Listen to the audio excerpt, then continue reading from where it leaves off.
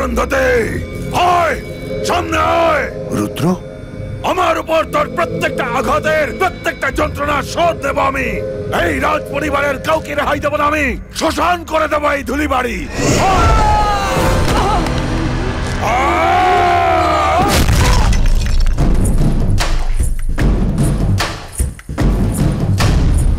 মা অরুন্ধতি, তুমি এখানে কেন এলে মা?